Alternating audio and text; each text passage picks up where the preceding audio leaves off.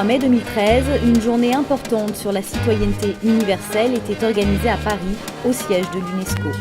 Un lieu hautement symbolique qui a été créé pour construire la paix dans l'esprit des hommes et des femmes. Au nom de l'UNESCO, j'ai le plaisir de vous accueillir à son siège pour le lancement de votre journée internationale. Et quelle meilleure place que l'UNESCO pour parler de valeurs universelles. 3 organisations sont à l'origine de cette initiative. Emmaüs International, la Fondation Daniel Mitterrand France Liberté et le mouvement Utopia. Ensemble, elles ont décidé de créer l'OCU, l'Organisation pour une citoyenneté universelle. Une association internationale pour promouvoir la liberté de circulation et d'installation des personnes à l'échelle mondiale.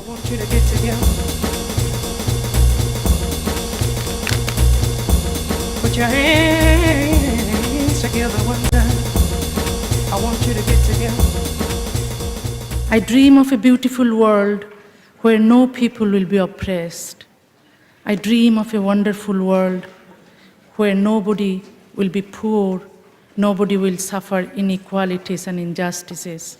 I have been writing to make my dream come true, an ethical world in which humanity will flourish with humans full of love, not with humans full of hatred. Plus de 400 citoyens de tous les continents se sont rassemblés. Migrants, représentants d'ONG, politiques, intellectuels, artistes, tous ont répondu présents à la journée du 23 mai. Une étape importante pour réfléchir et débattre des questions de migration et rêver ensemble à un monde plus humaniste et fraternel. Je rêve du jour où chaque être humain pourra vivre en paix et en dignité dans sa propre patrie et où la libre circulation entre les peuples sera un choix personnel, un droit et non une nécessité. Tant que ce rêve ne se réalise pas, le travail mené par des associations aide grandement à éveiller les consciences et à mobiliser les forces nécessaires à la préservation de la dignité et des droits des immigrants, d'où qu'ils viennent et quel que soit le lieu où ils se trouvent. D'ici 30 ans, j'espère que nous arrivons à avoir remplacé l'Organisation des Nations Unies par l'Organisation mondiale de l'humanité. Nous sommes à l'heure actuelle une humanité en tant qu'ensemble statistique, mais nous ne vivons pas ensemble et nous n'avons aucune intention de vivre ensemble. Surtout, les groupes dominants d'aujourd'hui n'ont aucune intention de vivre ensemble. C'est pour ça qu'ils continuent à faire les guerres, c'est continuer à s'emparer de la vie, c'est comme ça qu'ils continuent à créer des barrières, c'est comme ça qu'ils sont en train de saccager la planète. C'est une force pour tous les pays, c'est une force pour notre pays, c'est une force pour Paris que d'être une ville cosmopolite ouverte au monde. Cette ville a été créée et a été le lieu du mélange des influences, les influences intellectuelles, les influences culturelles, artistiques, politiques, mais aussi les influences de celles et ceux qui sont venus parce qu'ils étaient obligés de venir pour travailler ou parce qu'ils devaient fuir leur pays pour des raisons politiques. Pour défendre la libre circulation des personnes, il faut la nécessité d'une conscience globale pour rendre possible dans notre comportement quotidien l'égale dignité de tous les êtres humains.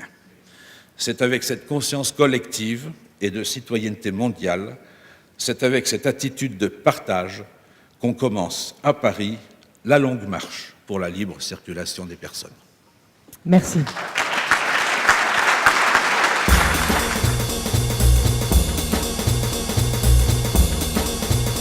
Ce 23 mai, l'OCU a remis les premiers passeports de citoyenneté universelle.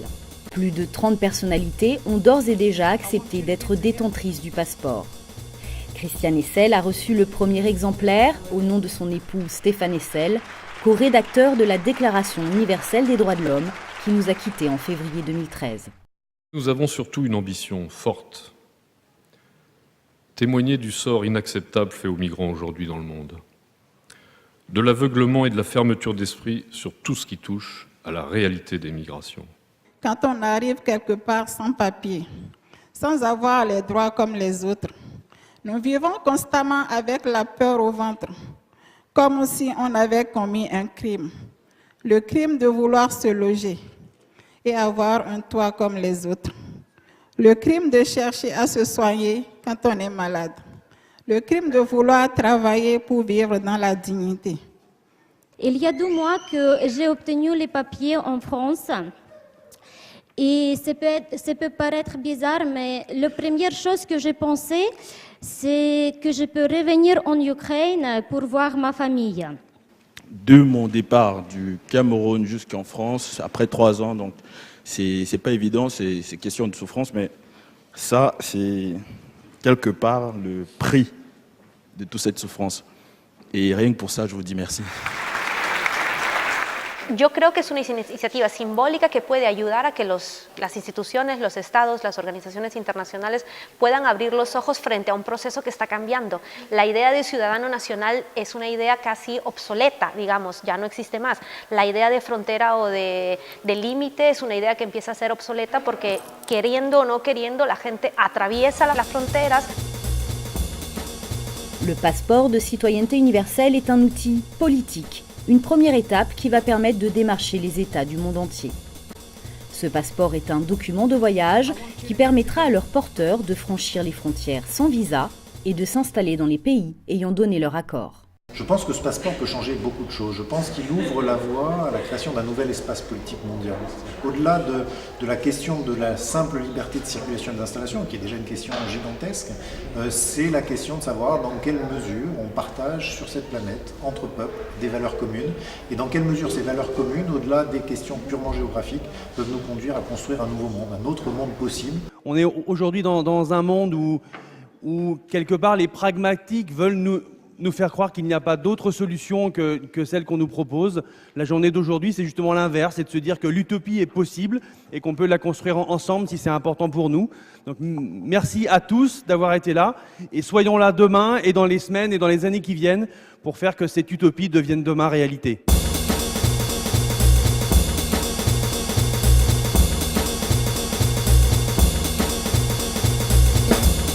En se basant sur l'article 13 de la Déclaration universelle des droits de l'homme, l'OCU demande la tenue d'une conférence internationale sur la liberté de circulation et d'installation sous l'égide des Nations Unies.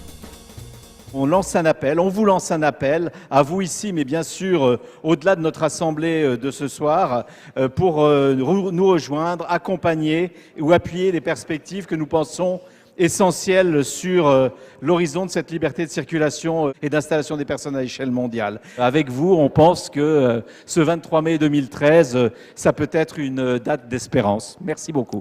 Avec l'appel du 23 mai, l'OCU interpelle citoyens, États, institutions internationales et organisations à rejoindre le mouvement. Personne ne nous invitera à entrer dans l'histoire. Il faut faire irruption dans l'histoire.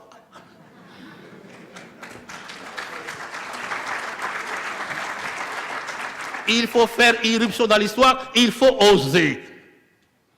Et c'est ce que vous venez de montrer en prenant l'initiative, en faisant preuve d'audace, en étonnant le monde.